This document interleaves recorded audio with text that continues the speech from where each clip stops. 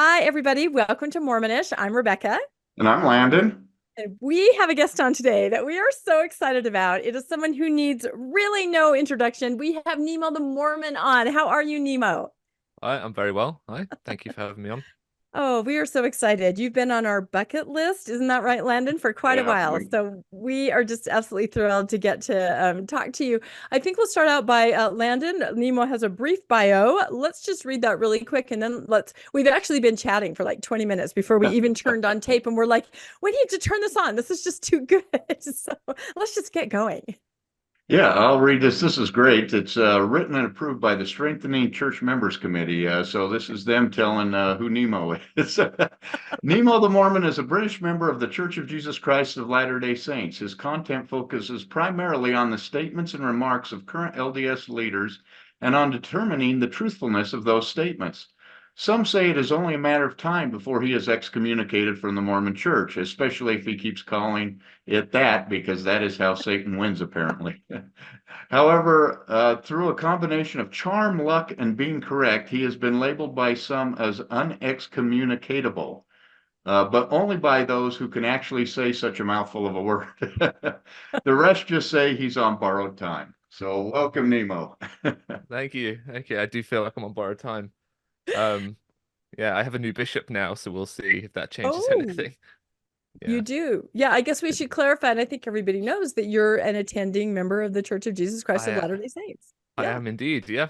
Yeah. I don't always attend in my home ward. I travel around the UK, and attend in other wards, so you never know where I'm gonna pop up. The church is just like playing whack-a-mole with me. They're trying to find out where I'm gonna be next. Kind of how Joseph Smith did it in the last days. He just jump Just around and show up. Yeah. yeah. Are you comparing Nemo to Joseph Smith, Landon? I get that What a comparison a way to lot. start the show. I don't know if he should be offended or take that Or as a compliment. That's right. Flattered? I don't know either. Well, we recently we have been following, a lot of information that the Widow's Mite Mhm, has put out with a new 2023 report.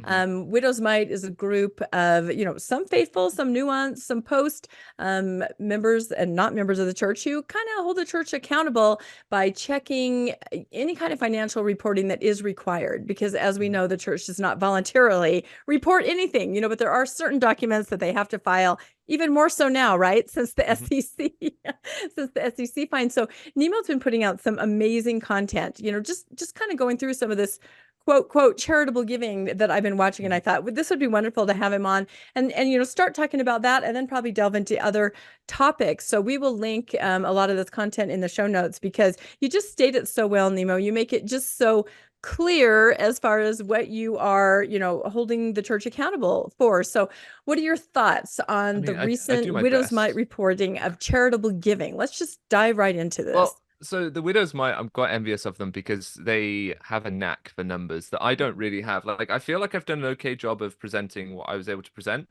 but I think I saw the sort of viewership on those videos decline over the sort of 3 week period that I did them because I thought people were just getting a bit frazzled out with the numbers, a bit, kind of done with Yep. numbers. So I've moved on to a new topic now. I'm kind of looking at some other things, but more broadly, just looking at the church as a charity, I think I've got a great perspective here in the UK.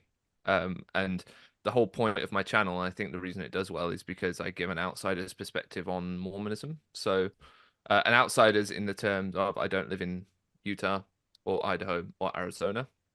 I don't even live in America. I live in the UK. I'm in Oxford, so I get to see the church from a different perspective. And in the UK, the church operates differently than it does in the US. So I'm trying to there are people in my comments with bald eagles on American flags as their little like user avatar, so you know that they're coming from a very specific place. And I'm trying to kind of share a slightly different worldview there through what I'm doing.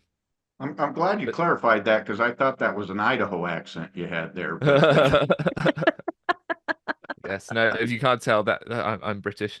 But yes, I think that's the key to what I'm trying to do is to kind of bring that British perspective across. But I all credit to what the widows might do, and I rely on their numbers to an extent within my own sort of analysis that I did when I was working out, how much land the church bought and what percentage of their overall intake it is. And the thing you've got to put together, I guess, is Roger Clark's. That's where it all started for me. Roger Clark's interview with the Wall Street Journal, Washington Post.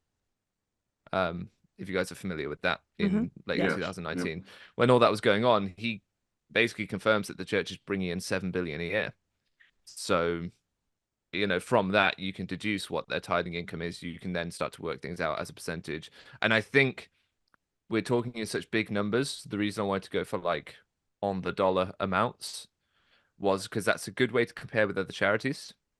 And it makes it very accessible, because you take these big numbers that are just incredibly large and people struggle to sort of visualize and understand, and you say, right, well, for every dollar that you give the church, this many cents does this, and this many cents does this, and this is what regular charities achieve with that same dollar. Because a lot of people were criticizing and going, yeah, well, the church is still a better charity than the Red Cross or than UNICEF or whatever, and you're like, well, actually, these companies they do better. So no, that's why the Widow's Mite makes it very clear. And we'll link their website, because it does. It shows, and I remember, let's see, what did the graph say? And we'll probably splice this in, where you have, like, for every dollar that's charitable giving, you have $122 that are just purely going into the investment fund. I mean, that's pretty easy to wrap your brain around right there when you break it down like that. And I kind of went at it from a slightly different approach. So the key figures from all the work I've done over the past 3 weeks are that let me get this right. 1.37 cents on the dollar of tithing money in 2022, because that's the first year that tithing did any charitable good. That's the percentage of every dollar. 1.37% went on charitable work. If you steel man the church and say, well, they didn't bring in 7 billion, they took in 5 billion because COVID or whatever, then you end up at 1.7, something like that. So still not 2 cents on the dollar is doing charitable work. And we're not counting fast offering assistance, because taking someone's money and tithing and then giving them some money back isn't charity work. That's a perk of being a member. It's a different thing. That's insurance, isn't it? Where you take money in and then you say, if something goes wrong, we'll give it back to you. As Fire needed. insurance, some have called it, in fact, over and that doesn't even always work, because you can pay your tithing your whole life. And when you have a situation where you need to go to a bishop or need help, it's very much roulette, very much roulette. I know friends that have received, incredible assistance, and others, I'm sorry. So. Well, there's a case on Reddit, absolutely outrageous case of a family that have not been able to pay tithing recently, and they are an immigrant family finding it very difficult with the current economic circumstances in the UK, and the bishop just won't give them. His spiritual impression is he will not give them any assistance. And it's like, well, these are members of the church. So yeah, the requirement of tithing means that's not charity work. So looking at it in terms of actual like humanitarian good that tithing does outside of the church, so faith blind, as the Widow's Mite calls it, stuff that doesn't matter if you remember, that's either 1.37 or 1.7%.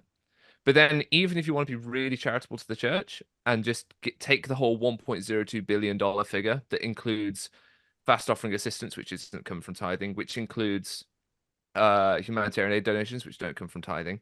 If you put all that together and then you say, well, just as a percentage of tithing, because we're being really generous, we're giving them the biggest possible percentage here, it comes out at about 14%. So 14 cents on the dollar does humanitarian work of the several billion they bring in. And you compared that to some of the other charities and the work they did, and what were their numbers of giving? The lowest one I found was the WWF, which I think was something like 83 cents on the dollar. Was all. So that's the World Wildlife Fund doing 84 cents of charitable good for every dollar they received. Wow. Yeah. That's just mind-blowing. It really is. But I know that the common member, and I think about my parents as an example, they really do feel that they don't have to look at any other charitable giving because they have given to the church. And I have this example that I've told before about being a kid on Temple Square with my dad, and a homeless person approached my dad and held his hand out. My dad's a wonderful person, but he said, no, I give to the church. You can get some help there. When faced with an actual person in need, he believed that what he was doing and giving a very generous tithe and fast offering, I think they probably paid 30% of their income for life to the church, but yet a person who's actually in need did not receive any help. But in his mind, they were going to receive help. So Yes. that's the great, I think, trick and trap, is that the numbers that the church donates sound so big, right? 1 billion. That sounds incredible, and that number is thrown out all the time by faithful friends and relatives, that a billion. But I mean, I thought you dissected that very well. A billion doesn't mean, it doesn't really mean because anything. 800 million of it was fast offering assistance, which only goes to church members. So it's not real charity work. That homeless man was not going to get any fast offering assistance. Exactly. That's unless what he I'm was saying. very, very lucky, because it has been known to happen on occasion. You can't say it never does, but the church says on its own charitable report that primarily these fast offering assistance given to members of the church. So, and in that same year, 2022, they spent about 12 cents on the dollar on buying land minimum. They could have spent more, but that's all I could find. They spent 12 cents on every dollar of tithing they received buying commercial real estate and property. So not land for temples, not land for chapels, not what we consider to be, legitimate use in that sense, just on investments, essentially, in terms of land. So 12 times what they spent on humanitarian aid. If we go with the 1% number, they spent 12 times as much buying commercial Which real is the true estate. figure. The 1% is the true figure, yeah. And one of the reasons we're talking with Nemo is because in the UK, the church is different than it is here in the US, in that they have to be more open with and more transparent with their charitable giving. So it's a better place to look at how they're handling finances, how they're dealing with the finances, because we can get more of the numbers that we can't necessarily get here in the US. And here in the US, you always hear, and I think most of us are in the same place that Rebecca's father was in, where we think we're giving to a charity. We think it's going towards humanitarian causes. And people say, oh, you're naive. You should have known that was all for church operating expenses. But I grew up believing the tithing I was giving was going to help people. And I truly believe that. And I remember when I was in the military, they'd do a thing every year where they'd ask for donations. And I'm going, well, I'm already giving 10% of my income to my church. They're helping out. So I don't feel like I can donate and the here fault as well. Isn't with you there at all, because it is a very Christian thing to do, to give if you believe that 10% is going to charitable work, giving 10% of your income every year to a charity is a very Christian thing to do. It's a betrayal of that trust that the church isn't spending, or is spending less than 2% of it on actual charitable work, because then what it becomes is just your subscription fee to the church. That's actually what that is. That 10% is just your subscription fee. It keeps the lights on, it keeps the building running, it allows them to insure it or whatever. Those little Zurich. It's Zurich in the UK is the insurance company that insures the church, and they don't have safeguarding materials on their notice boards, but they do have an up-to-date Zurich insurance flyer. So we don't need to look after the children, but we're insured. Don't you worry about that. Our money is being looked after. Our money is looked after. Our building is looked after. Building that was built by members. I'm going to be looking into some of the chapels. Here's a little bit of a sneak peek ahead. I'm going to be looking into some of the chapels in the UK that have closed down, and the kind of the stories of how they were built. And I know, for example, one of the chapels that's going to be no longer used, a member who was overseeing the building. So all these members were building it. He fell from the roof rafters and broke both his ankles in the course of building that chapel. So I wonder whether he was able to take out an insurance claim against the church or not, or whether they paid any compensation for him or not, or whether they only insure them after the volunteer labor has put them together. And some of these buildings in the UK that were built by members, like, they need some structural looking at. These were volunteers. These were not professional builders.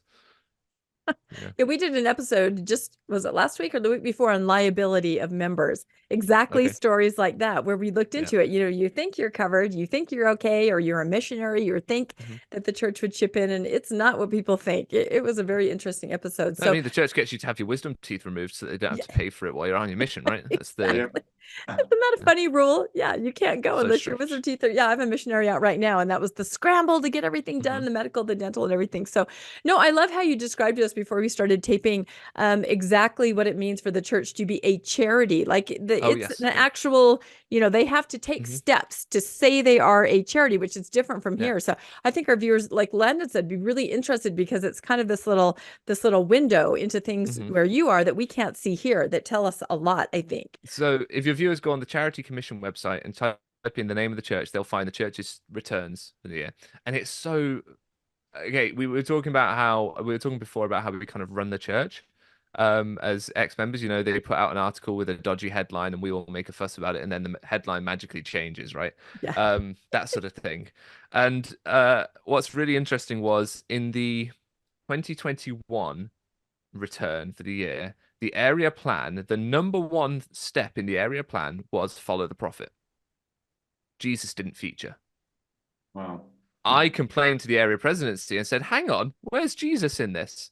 Because I at the time was fairly close to a member of the area presidency and sent him a message. He's now a fully paid up GA70 and doesn't respond to my emails anymore. So, but he used to respond to my emails at one point. And then sure enough, the next year, 2022's return, that follow the prophet thing has changed. And it's all about helping our members become more Christian and more Christ-like. I'm not saying I made that happen. I'm just saying I said something about it and it changed. I think you did make it happen. I think a lot of us have examples like that where it's like, who's minding the store? If somebody more on the outside, reaches in and said, have you thought how this looks? Or have you, it's very interesting. So if you go on their website and look at those returns, the church has to file them. And there's loads of interesting things about them. The examples they give of charitable work that the church does includes Relief Society knitting hats for premature babies. It includes hosting a reception for senior dignitaries at the Hyde Park Chapel in London and having the Osmonds perform. And isn't that a charitable thing? Hobnobbing with important people. Stuff like that appears in the charitable report. So you get an idea of how the church is kind of justifying to itself and the government its charitable work. And, so many of our chapels were used for blood drives this year or whatever, that sort of stuff, right? But less often sort of tangible donations by the church. There are some that do appear, but that's slightly less often. The church has said, we allocate £1 million for these humanitarian projects or whatever. So they do justify some of that stuff. What's interesting to me is the humanitarian aid fund. The funds on the charitable return are all segmented. So they're all sort of, I can't think of the word, but they're all funds that can't be used further. They're allocated funds or whatever. So the humanitarian aid pot just grows in the church's bank account. It just gets bigger and bigger. And it was getting bigger and bigger, and it got to about £5 million of humanitarian aid donations that have been given by members over a number of years. And then what happened was, all of a sudden, a couple of years ago, it just went to Salt Lake. Where all of a sudden there's no oversight as to how that's used. That's just going to a big pot of money that we just don't know what it's going to be used for anymore, which I think is a betrayal of these, these older members, particularly who give very generous humanitarian aid offerings, thinking it's going to be helping the poor and needy, and then they just have no way of knowing that that's actually what happened. And an argument is like we should, British members were putting money in the humanitarian aid fund. Yep. That would go in and it was being reported and it just kept growing. In other words, they weren't spending the money that the people were putting in, and then it all of a sudden just disappeared and went back to Salt Lake and is now being used for some other purpose that nobody knows, or possibly into the investment fund for all we know. Because the church has the right to move funds from to its parent company, its parent charity in the US. So, and in the UK, you were saying that the church receives some kind of benefit by listing itself as a church, just like some extra cash thrown at it. That astounds me. So the British taxpayer, there's a scheme called Gift Aid in the UK where the British taxpayer, when you pay your taxes, it all goes into the treasury, and then the treasury allocates 25 pence on every pound. So that's like 25 cents on the dollar for the American viewer. They will top up a donation. So an example in my everyday life, if I take something to a charity shop, which we have a lot of in the UK, you'd call them thrift stores maybe, or Goodwill or whatever. If I take that to one of those, I will sign to say I'm a British taxpayer and I am likely to pay, or I will pay more than the value of the goods in tax this year, because you can't The government can't top someone up for money that you haven't put into the system, right? That's just not cool. And if that's all okay, which is fine, then the government will top up the value of that item. So say it's £4, they'll give them £1. So it's, and so on. If you give a straight cash donation, so I used to do this as a child, in fact. So do you remember? I don't know if you did this in America, but certainly in the UK, we would do things like a charitable run or something, and you would take a sheet around to your friends, parents, or whatever, and say, "I'm doing this run. Can you sponsor me? Can you pledge a certain amount of money?" And there was always a box saying you could tick it if the charity that you were raising for, like cancer research, is a big one in the UK. You could gift aid it. So if that parent was a taxpayer, the government would top it up. So if they pledged £1, the charity would get £1.25, which is great, awesome, really nice thing that the government does to support charities and to be charitable. The problem is, in the UK, you have a church that is registered as a charity and is telling its members to apply for gift aid on their tithing. So when members pay tithing and humanitarian aid offerings and whatever, Book of Mormon printing funds, even the Perpetual Education Fund, which is a church bank essentially, because it gives out loans and then takes back repayments with interest, that all gets gift aided by the government. So that all gets topped up by 25 pence for every pound that's given. And because we know that, certainly when it comes to tithing, less than 2% of tithing money given does actual charitable work, then I'm asking the question, is that a good use of taxpayers' money to be topping up the operating budget of the church and to be topping up the church's investments? That's my question.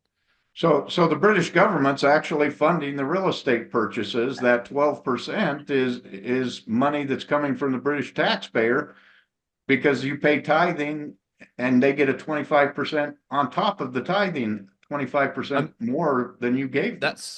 That's where it gets tricky, because I have a feeling that in the UK, from my understanding of the numbers, we basically run level here. So we operate on the amount of tithing that we bring in, meaning that when we bought Older Castle, for example, in London, that £109 million office building that the church bought in the centre of London, that was bought with funds that were transferred in from Salt Lake.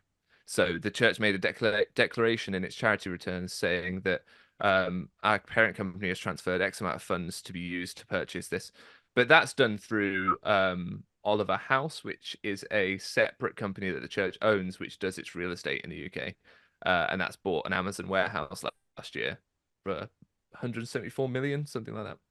So the church is starting to get into the real estate game in the UK outside of just chapels. But those funds, I couldn't say that the government is necessarily topping up the investments of the church or Ensign Peak or whatever, any more than, say, the billion that we know goes in, for example. Right. But I think the church runs fairly in essence, they have to spend less on operating costs because they're taking this extra in from the government. So they're able to divert funds from other places to go into their commercial investment. So in essence, they're getting a benefit. The church is getting operating costs from the British taxpayer to operate because they're listed as a charity, which is interesting because in the US, one thing we hear all the time is the church is not a charity. It's a religious organization. And they emphasize that over and over again. Well, David A. Bednar said it at the luncheon, didn't he? He said, remember, we are not primarily a humanitarian aid organization. We are the Church of Jesus Christ. Yeah. But I think that's funny because he was a humanitarian, but carry on. Sorry. Yeah, no, but then in Britain, go ahead, Landon. In Britain, they say, oh, we're a charitable organization because we get 25% extra if we're a charitable organization as opposed to a church. So they make it very clear they're a charitable organization in the UK. This is where I'm a real stickler. Just to make sure we're clear on their motives, they incorporated as a charitable organization in the 1950s, I believe, and gift aid only came around in the early 2000s. Okay. So, but regardless, what being a charity does for them in the UK is it has tax benefits. So their buildings don't pay business rates of tax because they're religious buildings or they're buildings primarily for a charitable purpose, stuff like that, right? Interestingly, temples in the UK don't get the full exemption because basically it went up to the highest court in Europe at the time and they said, well, you have to pay to enter, so they're not a place of public religious worship, so you can't have the full exemption. Sorry. But the church wanted it, and I don't understand why they wanted it. But anyway, yeah, the church gets perks for being a charity, but they have a governing document that they submit when they apply to be a charity that says we will care for our members and blah blah. But it says in there very clearly that they will care for the members and others, in terms of their temporal needs and whatnot. So I think there's a very clear case that they should be doing charitable work, and they will argue that they do. And it's a much, this isn't a got you, the church is now going to lose its charitable status in the UK, because they're very clearly satisfying someone at the Charity Commission office with what they're reporting. I'm just kind of pointing out to the world that, hang on, the government's topping up the operating costs of the church, not necessarily their charitable giving. So do we think as people that's acceptable? Legal, it's legal, like, as far as I can tell. Yeah, I'm not saying that it's not legal. I'm just saying I don't think it's morally right, which the church has been in that position a lot, and I think a lot of members are struggling with that at the moment. In fact, we have a thing called an open forum in the UK. One Stake hosts a forum for difficult questions, and it was reported back to me that when we were talking about the church and the SEC, basically a member of the panel, so someone representing the church and the local church, essentially said, I think it's legal, I'm just not sure it's ethical. And I'm like, well, yeah, but shouldn't we be on the right side of ethical too? Shouldn't we be concerned about that as well? But I think the church is very legalistic. I'm not the first person to notice that as long as it's legal, the church doesn't actually seem to care so much about what's moral. Yeah. No, that's it. And I think it's such a complicated beast. And when you put the rules and regulations of all kinds of different, countries, and it's so hard for anybody to sort out and untangle. And you have these little things that come up like Australia or Canada. And I just make the observation, we've made it on Mormonish before, that almost everywhere where there's more transparency, they're doing something a little fishy. Like, you can see it. It just makes you think, where there is no transparency, the same kind of stuff is going on. Is it legal? Is it ethical? They're just very good at wiggling their way around, I think. And I think the common member, it's so hard to comprehend. I mean, look at us trying to wrap our brains around it and study and really dive in. The common person is not going to do that. They're just going to go, it's my church. I see that they're giving $1 billion. I see that a lot of members feel pride in the amount of money that the church has. They somehow feel an ownership, like someday they may benefit somehow from that, And I know a lot of people that have realized that's not true when they go in and ask for help. But I think there's a pride in the rainy day fund and being frugal, and it's just too hard to dive into the numbers. It's too big, I think. And that's why I really have a lot of praise to sing for Widows Might Report, because they do a very good job of putting it out there visually. I'm sure you can put the visuals up on screen, but they're they do a really good job. And I was trying to emulate as best I could with little bar charts and all that sort of stuff, because it's just a lot of numbers. And there's some people that I work with here in the UK who, every time the Charity Commission filing comes out, they've got a really good head for numbers. They'll go through it, they'll look at everything that's going on, and they'll kind of give a little synopsis of what's happening, because it's very dense. And I think part of the problem when it comes to swaying public opinion, or particularly the opinion of members, is just helping make these things understandable and attainable, because the church hides in the word salad. Like, the word salad of the church auditing department statement makes you feel like everything's fine, but all they've actually said is, we said we would behave this way and we're behaving this way, so it's all good. That is the essence of the auditing statement, is in accordance with approved budgets, policies and practices. Who approved them? The church leadership. So basically the auditing department just comes in and says, is everything running how the first presidency wants it to? Yeah, cool. It's all good. No, and I love that. I was going to ask, I love that you brought up temples and temple work, and you just mentioned it right now, because I also know a lot of faithful members that consider temple work to be charity, a charitable work. And it is so the opposite. And I think it's funny, Landon and I, we do a lot of podcasting about the Heber Valley Temple that's going to be built, and the Cody, Wyoming Temple, where both towns are just fighting it, trying to see if it can be relocated. And one of our friends in one of the cities, Heber, didn't know much about Mormonism and didn't know much about the temple, and they kept being assured, the temple will bless everyone. The temple is, basically charitable work. And this person finally, on the outside looking in, said, This is nothing like that. This is a private club. This has nothing to do with charity. It shouldn't even be earmarked religious. This is a private club. And you mentioned that it's pay to play. And just talk about that. I thought some of the things you said were so great. Yeah. It's a private paid members club. Yes. You know, the church gets an 80% reduction on its taxes on temples still, on their business rates, on the tax they pay to the local authorities, which is probably a lot of money for, you know, those local authorities. We have 2 temples at the moment in the UK, one in Preston in Lancashire and one in, is it in Surrey or Sussex? It's one of those 2 counties anyway, but it's just south of London. And those local authorities are missing out on a whack of cash because they're getting an exemption as a place primarily involved in charitable work. I think I can't remember the exact wording now. I can check my notes in a minute, but they don't deserve that, because what is charitable about a private paid members club that the public don't benefit from, other than aesthetics, you could possibly argue, and sometimes the grounds are open to people to walk their dogs. But, you know, what benefit does it provide the public?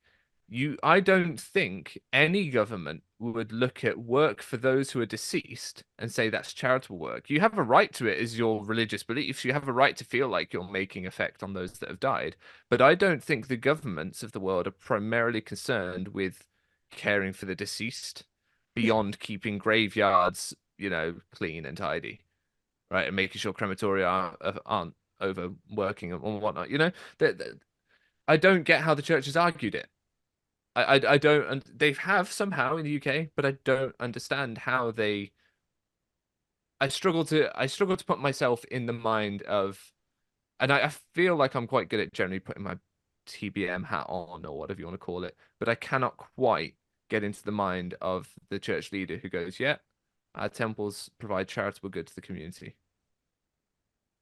Yeah. Other than they're connected to what they consider to be a broader charity, which is the church itself. Yeah. Well, I think they believe, you know, that the people that they're doing the work for are real people. I think in their mind, you know, they connect, and here's somebody that needs a service, a life-saving ordinance, and they're performing it. But yeah, what is it you always say, Landon? If all the temples were to close down today, what would be the harm? Nothing would change. Nothing would change. Nothing in the world would change. The world would be just the same as it was. And that because to no me is like, benefit. what if I started a charity and said, "Hey, donate to my charity, and we're going to feed all these dead people." That's my charity. How would that work? You know, I don't have to feed your religion, anybody, but like, I take the money in. If your religion is you want to take plates of food to graveyards and feed the dead, more power to you. And you know, if there's people that meet in a building for that purpose, then sure, let's make that building tax exempt. I don't necessarily have a problem with that, as long as the rest of the public can come in and there's some public benefit to your religious work. Like once the meals have been offered up to the dead, they're actually then given to the homeless, right? They're symbolically offered up, and you know, that sort of thing's cool. Whatever, it's weird, but you can do what you want. But you don't get to claim that your temple, or you don't get to claim that giving that food to the dead is charitable good if all that happens is it sits there and rots. Or you don't buy the food at all. You just take the money and put it into a fund that grows into billions of dollars, so you can feed all the dead people who've ever lived on Earth. Yeah. No, I get you. It's pretty wild the way the church manages this stuff. And then you think about the hours, just the hours spent in the temple, the sheer number of hours of, you know, and my parents were like that, temple workers, you know, retired early and just spent every day in the temple, just, you know. And then I know you like books. Let me show you this. Yes. This is my, I might have brought this up on air before. This is my little copy of the Book of Mormon. Oh, look at that. It's white. Yes. I covered it. I made my own on a computer. I made my own little white. And I had this in my pocket whenever I was in the temple. And I've got little things here, little notes on a language card from inside the temple and stuff like that. Oh dear, my looking into the Book of Abraham, all that sort of stuff. Oh my. So I used to carry this thing around religiously, and I would just sit, and there was a lot of empty time as a temple worker, let me tell you. A lot of times sat behind the veil, as I'm sure many of your viewers know.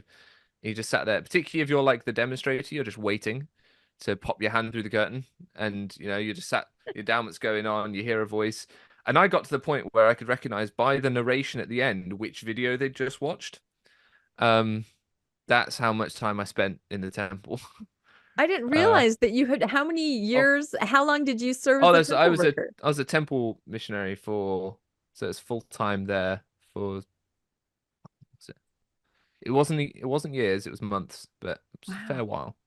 But I was the most youthful person on the shift by about 40 years. I was Definitely. going to I say was when in my day, young people did not serve Right. in the temple. no, It was only yeah. old people who served in the temple. So And the, they've kind of gone now to where they call a mm, lot of young people. Mhm. I've known a lot of young people that are getting called to serve as temple yeah. workers.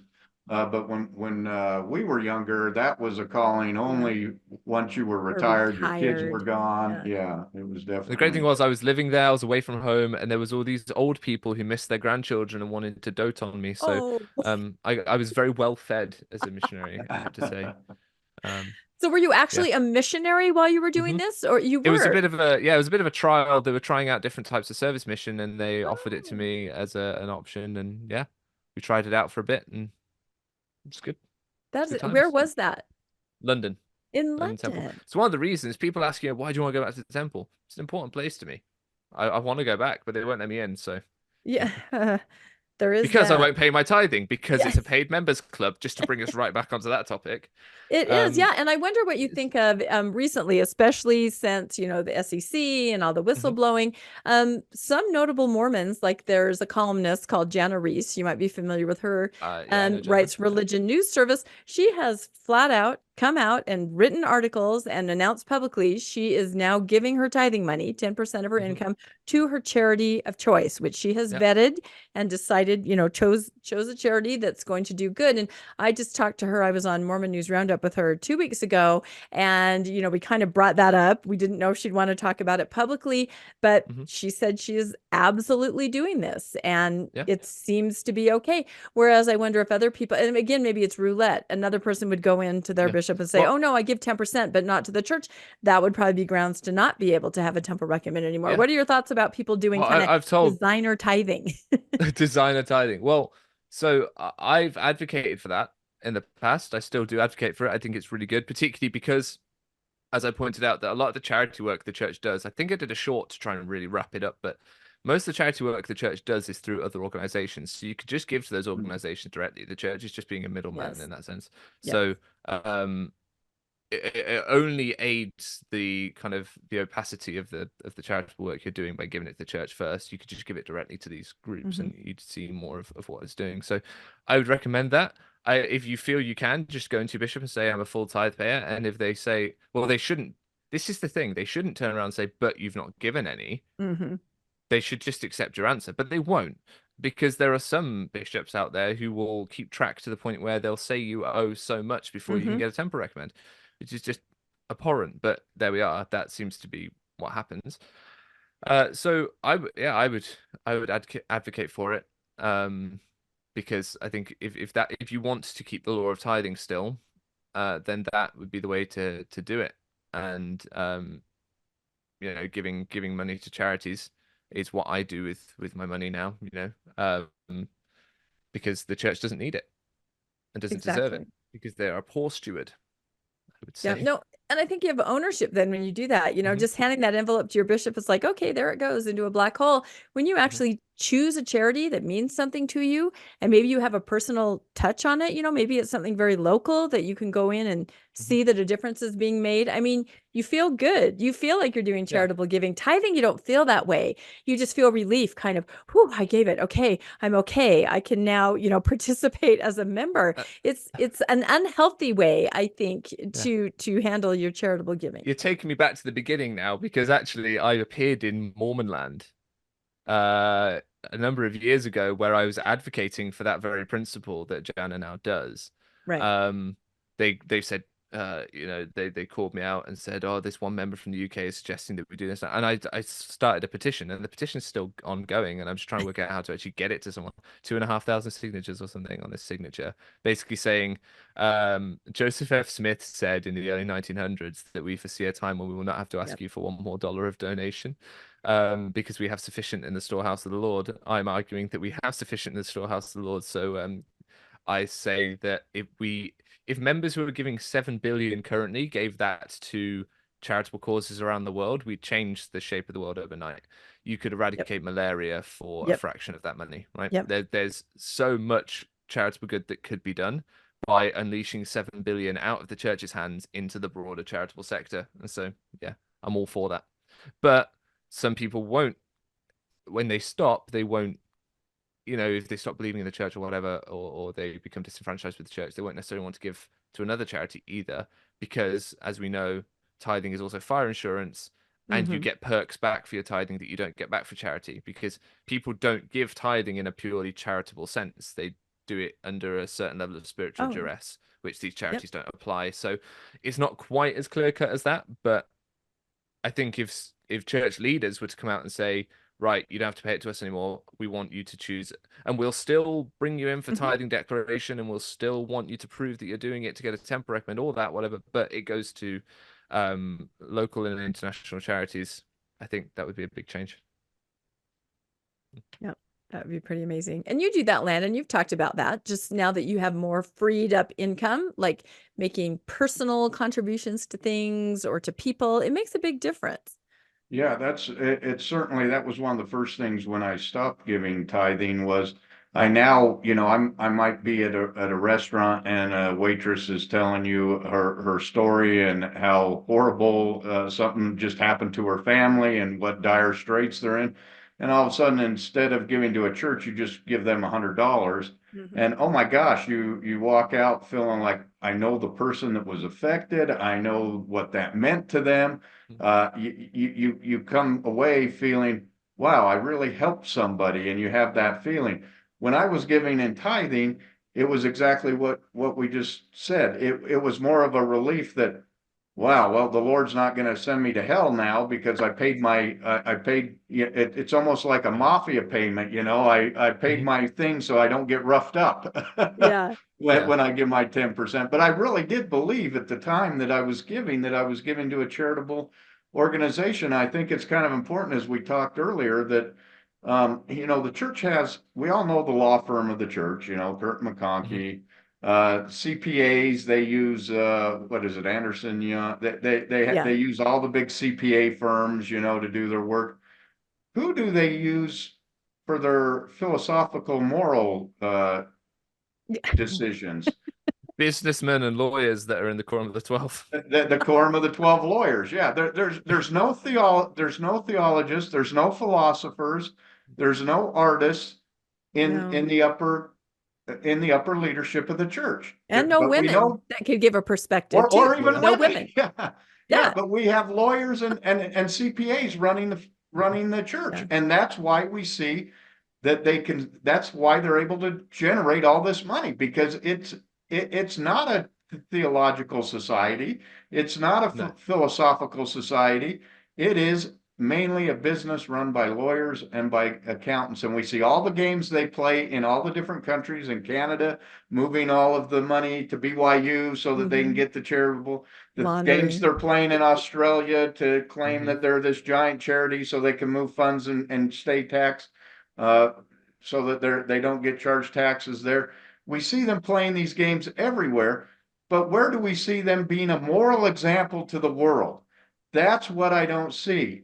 Spending this money on people, taking this money in and spending it the way that you say you're going to spend it, that's the responsibility of a church, to provide moral leadership of this is what Christ would have us do.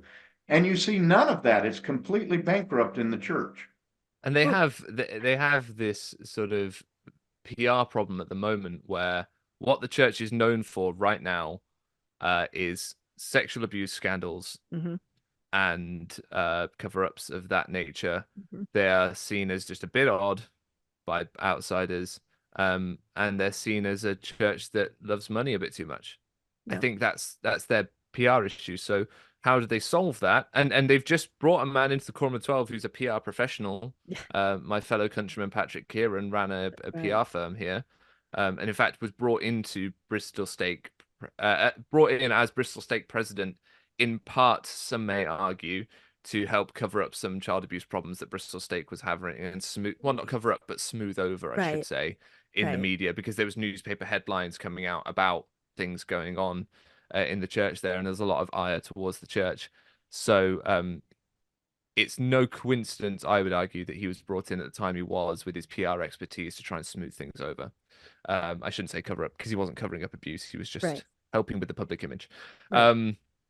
But you know, they've brought him in. They've got this PR problem. If he's got any nous about him, he'll know that what the church needs to be seen to be doing, but actually doing as well, is giving more. And so all of a sudden, the church is getting in all this trouble, and they're throwing out these 906 million, 1.02 billion figures. They're throwing out these huge figures because all they've done is add in fast offering assistance to the previous year's figures from 2021, where it was like 70 million. The actual amount of charitable giving hasn't changed. The one positive step we've seen is that in 2022, as Widows Might are saying, they actually gave some money to charity for the first time. Because all this that we've said so far is all based around 2022. Any year before that, the church gave no tithing money to charity. Exactly. So the British taxpayer was topping up entirely the operating budgets of the church because none of the tithing money was being used for charity at all. So it's a positive step forward now, even if it's only a fraction. But that was never the case beforehand. So the church's got a long way to go, I guess, is the roundup to that little rant. Exactly. And again, it's because they got caught, right? It became Mhm. very, very public that they were not donating anything to anyone. And then it became very, very public that all of these sexual abuse scandals and things like that. Mhm. What do you think about, I would give an example. You kind of talked about this middleman concept where the church is a Yes. middleman, right? Mhm. So you have the giving machines, right? Mhm. Pure middleman, right? Somebody Mhm. could just give straight to that charity. And now, are you familiar with the Just Serve app that the church has at Yeah. all? And Yeah, because Mr. they had to Beast, bring Mr. Beast. They had to bring yes, a 20-something-year-old in to show them how to yes, do actual charity work. yes. I would, I would argue Mr. Beast. I don't have the numbers, but I reckon he's probably done more charity work, like actual charity Uh-huh. work, than the church has done Oh, yeah. in his like 10 years doing what he does or whatever. Yeah. How he's younger than me, I think. Yeah. I think he's Yeah. 24 is what they said. So So he's a 2000 kid, yeah, right? yeah, exactly. Which to put it in context, when the church was busy writing that document about Jesus to Christ and all that in the year 2000, celebrating 2000 years of Christ, Mr. Beast was being born, and that's the birth we really should have been celebrating Yeah. if they were prophetic, because they would see this person come into the world to do charitable work and whatnot, like Christ. Christ came to heal the poor and needy and help. The only out of the three figures in this equation, the church, Mr. Beast, and Christ, there's one of them that is not doing actual charity work, and it's the Yep. church that claims And to not follow needed. Christ. It's bizarre. It's actually bizarre. It is bizarre. But And yeah. I guess I should just explain very quickly to our viewers if they're not Sure. familiar, and then we can keep talking about it. So Mr. Beast is the most successful and popular YouTuber in the world who does incredible amounts of charity work. And the church several years ago, created an app called Just Serve. And this is an app where it links people who want to donate time and volunteer to linking them to opportunities. And so it's just an app where you go on, you put in what you're interested in, and it'll kind of link you. And of course, our question was, then did the church add up those charitable hours, monetize them, and count them? The Widow's Mite says no, there still may be some question there. But just recently, the church has gotten on board. And of course, everyone assumes there was some kind of charitable donation to Mr. Beast. But now Mr. Beast is endorsing the Just Serve app. And so whether people will realize it's through the church or it has anything to do with the church, I don't know. But just being associated with Mr. Beast and being a charitable avenue, it's going to get millions, I think, of people on board here. So again, I say middleman kind of, why has the church inserted themselves in with Mr. Beast? And I look at this in a couple of ways, because I can be sympathetic to middlemen to an extent. So, for example, if the Just Giving machines get people to donate to charity that otherwise wouldn't have donated, then that's positive, right? That's good. We like that. That's good. If the church has the opportunity to more effectively direct people directly to charity, then they should do that, because being a middleman takes a chunk out, right? If every dollar that goes to the church only 2 cents is making it to charity work, then they're a terrible middleman, and they're taking 98% of whatever for themselves, because all charities are essentially middle people between us, the people in affluent societies who can give money, and the poor and needy who need our help, wherever they are. they are middlemen already. And the whole point of this cents on the dollar thing is that really good charities will aim to be as efficient as middlemen as possible. And some of that legitimately goes on advertising because they want more people to give them money. So that is a legitimate cost. Some of it goes on running a charity because running a charity is again an expensive endeavor. But to take an example from Rory Stewart, who I've just read his book, his biography of his time in Parliament, he's a British politician.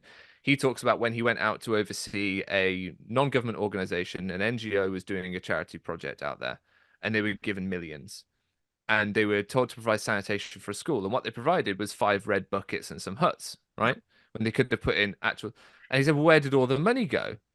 And he said, well, it went on surveys, it went on questionnaires of the people and what their needs were, it went on site reports, it went on all this stuff. And he said, well, why didn't you just give it directly to the school and let them build what they need to build? Well, we were worried that they would steal it. And his argument is kind of like, well, isn't that what we did? Didn't we kind of just steal the money by spending it on all this stuff? And so he now runs a charity called Give Directly, where he basically gives unconditional cash gifts to people in need. And says, right, here's some money. You know best what you need to do with it. You go and do that with it.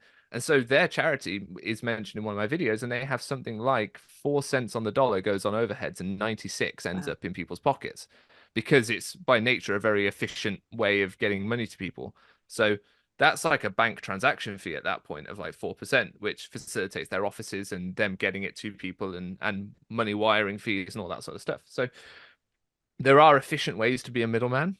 And I don't think we should necessarily slate the church for providing opportunities for people to serve, and that's great. But if they're being inefficient as a middleman, if they're taking 96 or 98% for themselves first, that's just very inefficient. And so give it to a charity that's more efficient, like Give Directly, like Doctors Without Borders, etc. I think we need to be fair to the church. In the giving machine, they do 100% of what you donate goes directly to the charity in that case. But the fact is that they're a church, and charity should be one of the things they do. And the church, I can't name a thing the church does on its own that it doesn't outsource. Maybe the food when they donate flood victims and stuff, and they send food from the storehouse. That might be an example. But they don't run soup kitchens. They don't run homeless shelters. That's Catholic charities. They give money to Catholic charities to run those. But they don't have anything. And it's interesting because you brought this up in your some of your recent things. There's a 4-fold mission of the church. Perfect the saints, redeem the dead, and what's the other one? The fourth one, anyway. I know, but the fourth one was just recently added. I mean, recently comparatively added to help the poor and needy. Help the poor and the needy. Yeah. And you look at the other 3, the church fully funds, look at temples. They fully fund the temples. They fully fund the genealogy work. They look how much resources they put into those things. Look how much resources they put into the church education system for perfecting the saints, for BYU, for seminary buildings and everything else. I think it's spreading the gospel. Is that missionary work? Yeah. They fund the missions. Living the gospel, caring for those in need, inviting all to receive the gospel, and uniting families for eternity. Okay. Yeah. So you look at that, they fully fund the first 3. They have all these organizations and programs, but when it comes to feed the poor, why did they bother adding it? I wonder why they bothered adding it other than for appearances. Because the crazy thing is as well, I mentioned the Perpetual Education Fund earlier, and how that's not charitable. It's just any bank will give you a loan, and the church is just giving you a loan, and they're saying, oh, aren't we being nice because we charge very small interest rates? Still charging interest. And the inequity of that really upsets me is that people from these developing nations who want to get an education are being given access to this and being told you have to give us the money back with interest. Not even, I would accept if it's like, you should have to give us the money back. We don't need an interest because, we as a church, as an organization, will make sure the fund keeps growing. What upsets me is that the church has, and maybe that's from a time when they wanted that fund to keep going. So they did charge interest, and that's fine. But at whatever point the church realized they could afford to allow the children of mission presidents and general authority 70s and members of the Quorum of the 12 to go to BYU for free, for no cost, whenever they got to that point, That is the point at which they should stop charging people from developing nations interest on loans they give them for education, because then it just becomes, well, frankly, a little bit racist. That Yeah. they go, oh, these poor people in developing nations, we'll take their money, we'll give them money, and then we'll take some back and we'll take interest, but all of our own. But even though those people are members of the church, you have to be a member of the church. You have to pay tithing to Mhm. get a perpetual education fund loan. Mhm. So it's not even like an insider outsider thing. It's just a little bit racist, because it's like, oh, well, if you're white middle class from Utah, like 90% of the quorum of the 12 and whatnot, then yes, you get your education free. But if you're from the developing world and you need access to education, we could be charitable, but we're actually just going to charge you interest. It's pretty abhorrent. Well, a majority of about the it. mission president kids who get to go to BYU for Mhm. free and Quorum of the 12, those aren't even middle class. Those are extremely wealthy families who are getting free education for their children, whereas the poor and the needy are having to get loans from the church at Mhm. interest. It's bass backwards, you know. Yeah. It should be flipped. We should be educating the poor and helping them out of poverty, Right. not the rich kids who already have every advantage to go Yeah. to school. Right. And you brought up on one of your videos, and now I can't remember who it was that said that, It's fun. you know, if a family is faced with buying Lynn food, G. right? Robbins is his name. Yes. Let's talk about that, because that Oh, what a just, hateful when I man. heard that again on your video, I'd Yeah. forgotten, and I'm like, oh my gosh, Yeah. I just, It's it's the idea that if you're faced with the choice of pay tithing or eating, pay your tithing and the bishop will help you with your food. It's like, okay, so what that does is creates dependence, yes, even though we're meant to be promoting self-reliance. Strange.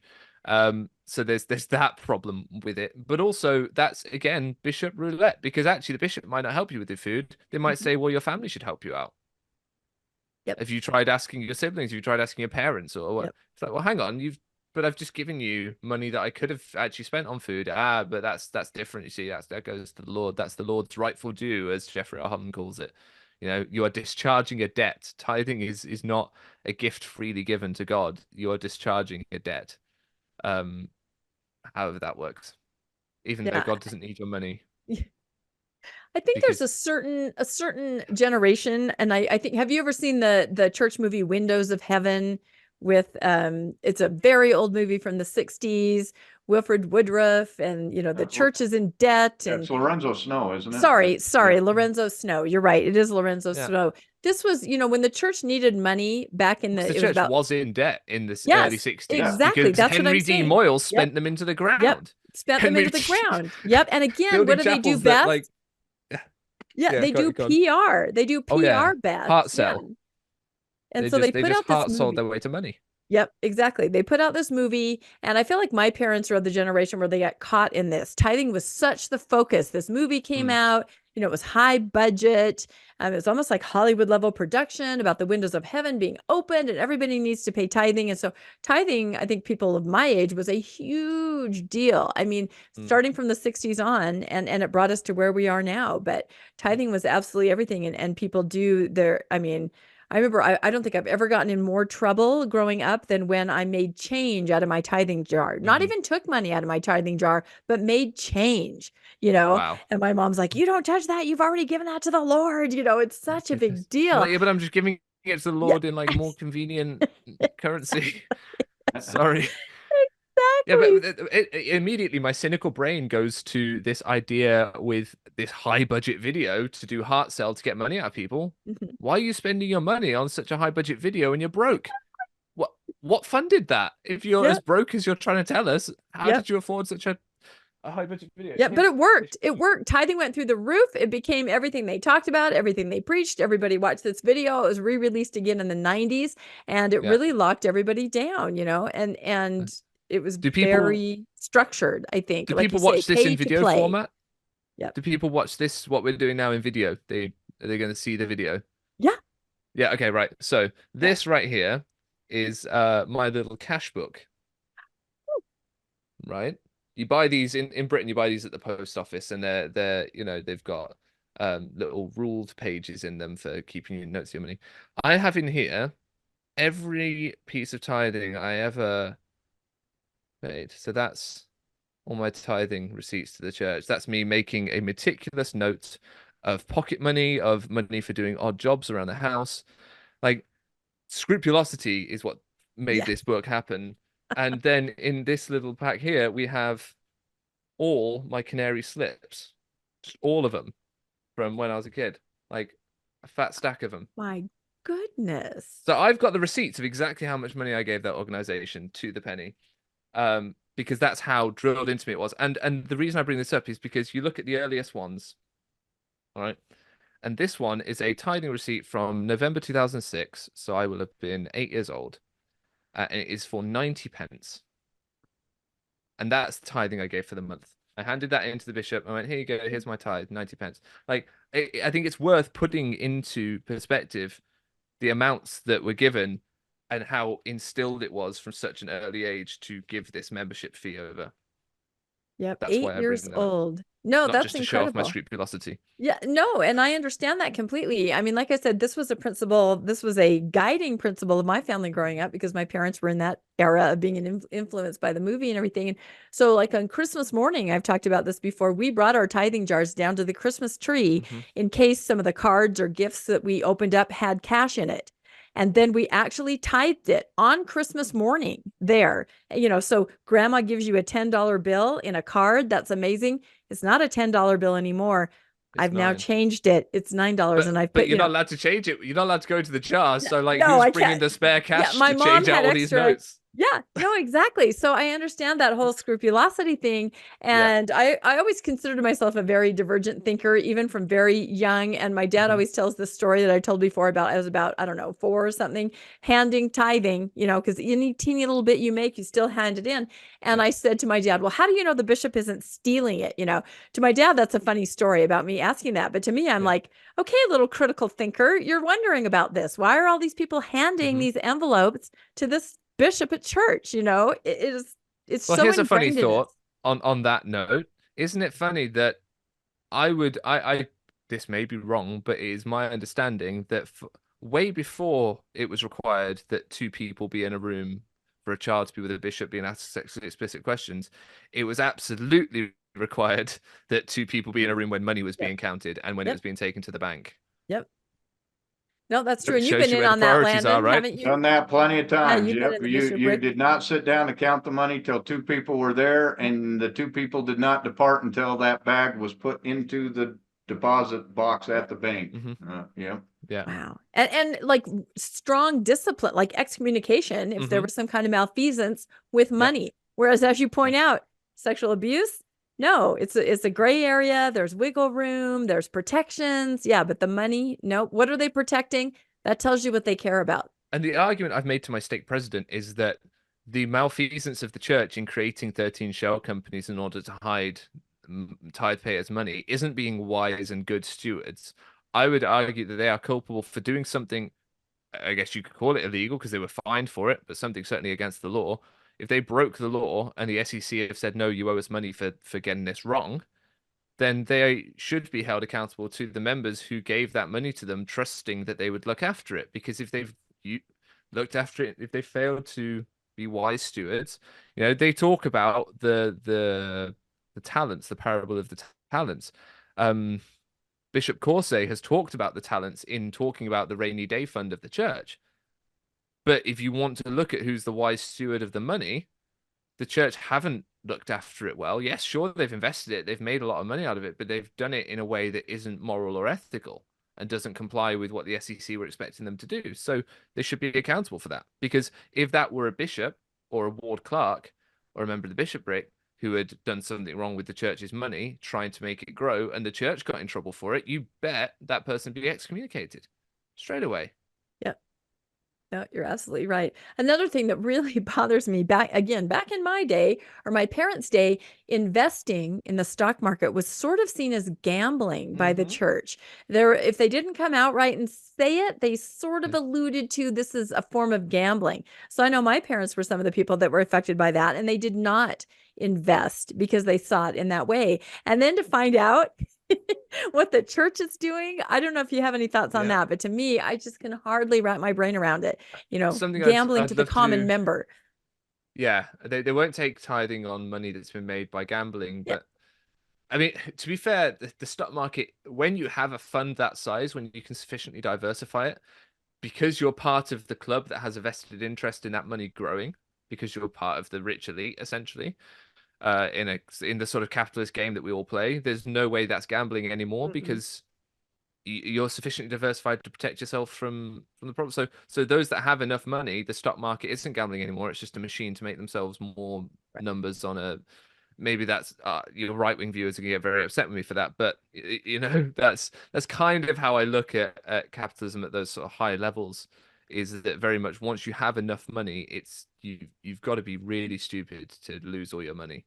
Like you've got to make some really bad actual gambles, like Elon Musk deciding he's going to put all his money into this venture, and then if it doesn't work, he will just lose his money. But if you do what the church has done and put it in the stock market, they can predict the sort of returns you'll get if it's well diversified and if markets do what markets are meant to do to serve the people who have got enough money in them. So I don't even remember where I was going with that point, but it's again the members aren't allowed to take advantage of the things that the church is doing, and now they just had to disclose the top funds that they're in, and I know that was another concern. That's where I was going to go. Yeah, if the church were to come out and say it, that they would, the church members invested in Lockheed Martin. Well, so the church has said, "Oh, we don't want people copying us," but that would be excellent because the church is paying some very good people from Wall Street to do their investments for them. So actually, that'd be a favor to members of the church.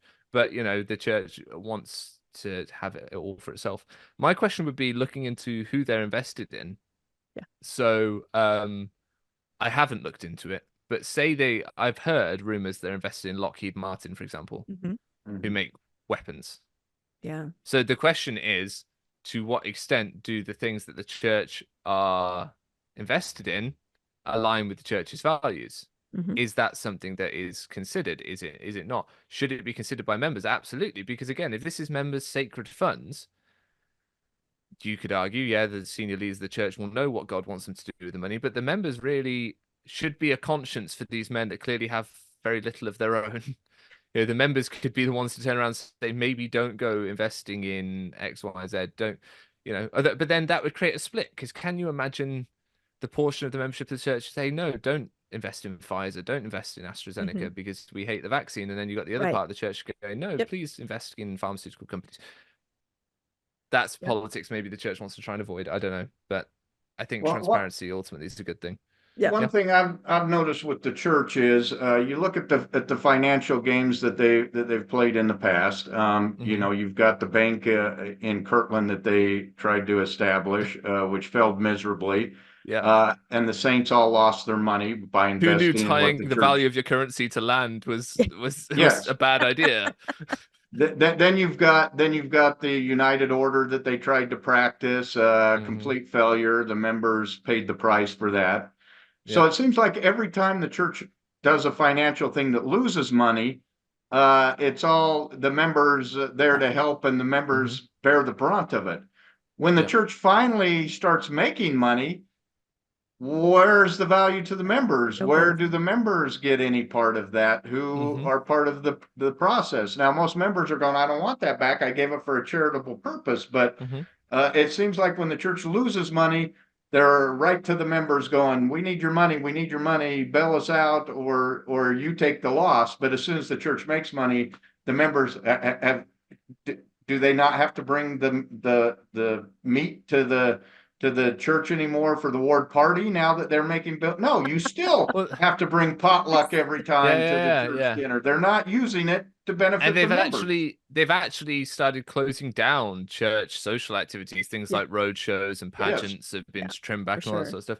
They would argue that, we're bringing temples nearer to people and that costs a lot of money. That's what Kevin Pearson said. He's like, we envisaged we could get to 1,000 temples, but that means we need a lot of cash. He's like, okay, great. So you can bring these temples closer to everyone. I guess some members might view that as a plus. I wouldn't personally, but some members would view that. We're getting a temple in Birmingham, but again, these temples are arbitrary. Like, we're getting a temple in Birmingham in the UK, which we don't need because it's right slap bang between the other two temples, which are already undersubscribed. The places it should have gone with anyone with any nous would have been Scotland, where the members have to drive several hours to get to a temple, or it should have gone in Ireland, where, you know, there's the sea between them and the current temples that we have, or even Bristol, where members from the southwestern Wales usually have to travel very far to get to London, could get somewhere quicker. Birmingham was the last place they need it, so they're just throwing them where they want them. But Jeffrey R. Holland lived there, so, you know, that's why And they're I'm having it. guessing there's a housing development potential around it. It seems like they No, always build no. wherever there isn't. Not for Birmingham, no. They're building on the Not site for of a current Birmingham. chapel, which is on an already full residential road. Oh, That's the thing interesting. in the UK. So in America, they can do that because a lot of America is still quite empty, whereas in the UK, it's quite densely populated in places where it is. So, yeah, we still have green spaces and whatnot, but you know, where they try and build the temple, and in Europe as well. So they're building the temple in Austria on the site of a current church building, Oh, interesting. stuff like that. They built a temple in Copenhagen when they did that under Gordon B. Hinckley. That was an old stake center that got converted. In fact, land is so precious in Europe and in places like Denmark and the Netherlands that in Den Haag Temple, the church until recently didn't even own the grass around the temple. The municipality had to mow those lawns and still owned them. The church owned literally the site that the temple was on because the land was too expensive, and eventually they managed to buy the grass from the government. Yeah. So there's a fun That's little fact very for you. different. So, no, but you're right. Temple building seems to be the focus. And that's why I love working with the people in Cody, Wyoming and Heber Valley, because as never Mormons, they look at it. And one of them said, once they started to realize it again, they go, so not even all your members can go in there. And I said, no, Yeah. it's a very limited number. If you really do the math, and we've seen the stats, the number of people that actually have temple recommends, it's small. I mean, it's maybe like a fourth of the, so they were floored. What are these temples for if most of your people can't even go inside? And I would say PR. It's one of the few places and areas where they can positively control the message and the PR. And there is a little maintain the hype. illusion of growth. Yes. And they can also manipulate members around through guilt to say, look, we're getting a temple. You've got to keep paying your tithing. You've got to be able to go. But the big picture is no, you know, how long is that really going to work? Just throwing mud against the wall, throwing temples out there, because more and more people are starting to realize what they are. And this idea that they're going to bless the entire community, that drives these residents crazy, because they're like, how is this going to bless us at all? It's caused such divisiveness being built in a place where it doesn't belong. But I think it's the only answer. Russell M. Nelson said in a broadcast to the European saints that when we build a temple, the influence of Satan decreases. So I'm sure local police forces, crime goes down. You know, local police forces are very happy to have a temple in their area. If you can qualify that, I'm sure they'd be advocating for them everywhere. Well, I would say that the influence of Satan goes up around the members, because you hear all those stories, you know, I'm trying to get to the temple, but Satan stole my car keys, or, you know, something came into play that stopped the growth. There's always those inspiring stories that come up. So, wow. What do you think about, you have your little book of receipts and you have everything that's there. What do you think about, well, I think we're on our 6th lawsuit now to get money back.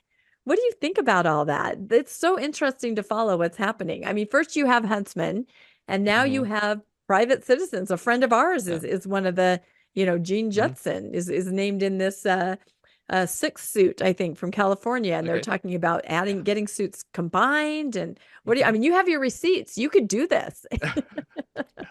So I think the interesting thing about America, this is like, I've had emails from people saying, you think it's so funny to mock Americans? To which I would reply, yes, I do. I find it hilarious. It's my favorite thing. But again, you know, I think one of the values I add to the conversation is kind of an outside take. So what I see from the outside of America is, frankly, a country that is afraid of religious institutions governmentally. And the church will do anything it can, and obsessed with rights. And I'm not saying that necessarily negatively. I just think it's always at the forefront of every conversation. Is it your right to do something, and therefore can we take that right away from it? It seems like it's a very rights-based conversation, and the church is desperate to keep its right to do what it wants, basically. And it has, to a large extent, the right to do what it wants and not have to tell anyone about it under the one of your amendments, first or second? First Amendment, yeah. First Amendment, yeah. So it's freedom of religion, right? So the problem is, if the church can turn anything into a First Amendment argument, then automatically it wins, because it doesn't seem like there's any interest from lawyers to actually challenge churches. And I don't know where this seeming fear of religion comes from, or whether it's a broader fear of being seen to trample someone's rights and you don't want to be seen as that person. Maybe you guys could answer that, but that's certainly how I look at it. It's the politics, because church is such a big part of the American experience that 80% of the politicians belong to some sort of church. And when you do that, you're not going to, you get donations from those churches and from being, so there's no way you're going to sponsor a bill that takes away any right from a religion. Even if you see what the Mormon church is doing, you're not going to do that because it could affect you as a Baptist and your giving. So politicians are afraid to do anything about it, because even I don't when think everyone can see there's a problem. You've not had an American president who hasn't been a Christian, right? I don't think you ever could. At least not that's claimed to be a Christian. Exactly, right? You have to claim. Yes. They have to claim. How practicing Donald Trump is as a Christian, it remains debatable. But he loves God. He says it all the time. He's Christians' favorite people. Like certain groups of Christians, he's their favorite person. He may as well be Jesus himself. But one of the reasons Mitt Romney failed in his candidacy was because people distrusted his religious point of view, because they didn't view him as Christian enough. And so if the American people or these judges could distinguish Mormonism from more mainstream Christianity, I think they could possibly have a chance of taking on the Mormon church. But you'd have to somehow in law. So for example, in Norway, the Jehovah's Witnesses are no longer a religious institution in the eyes of the Norwegian government. And it is because their practice of shunning, which is codified, also extends to children. So that is viewed as abusive to children, and therefore, I'm summarizing, you'd have to look into the full case. But essentially, the Jehovah's Witnesses lost some of their status in Norway because of their practice of shunning and how it extended to children. And that was successfully fought, and they lost that. So that isn't going to kill off the Catholic Church in Norway anytime soon. It's not going to kill off the Baptists. It's not going to kill off your way more benign. If you can find a way of looking at the Mormon Church as a high demand religion in a codifiable way, if you can look at a practice that's unique to Mormonism, like the practice of tithing in exchange for access to a building, say, if you could look at it from that perspective and say, well, no, that's not acceptable, but free will giving of money to a religious organization remains acceptable under the First Amendment because that is your right, but churches don't have a right to extort money from you in exchange for X, Y, and Z, for example, that sort of thing could affect the Mormon church without affecting other religious institutions, is kind of my view as an outsider. But I don't see any will to do that kind of to segment off the church, They actually have done that with polygamy. They took away the right to vote with polygamy, and what happened? The church changes. So the church changes to make sure, and that's why you see the church becoming more Christian right now, is for the political power it gives them, because they now can side, and they get other religions writing briefs to support them, because those other religions want to keep the same rights that they have, and then it becomes politically impossible to dislodge them. And so they're playing the game, and they'll make whatever change they have to stay politically relevant, as they did with polygamy. Wouldn't it be great if you could isolate tithing in that way so that they're not extorting people for money anymore, and the church goes, okay, right, fine, tithing is no longer mandatory for a temple recommend. Tithing is just between you and the Lord. You can pay it or you can not pay it. That's fine. If the church has to take that step back in order to keep all their other freedoms, they'll do it, as we've seen with polygamy, like you rightly said. So it just takes someone to maneuver that position.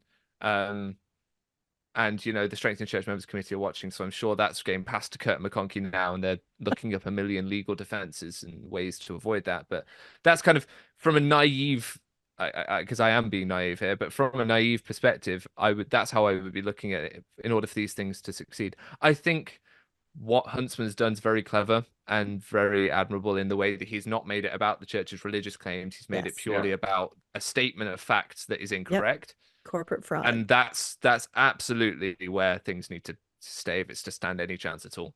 And that's why the church is so scared and it's trying so hard to get it shut down.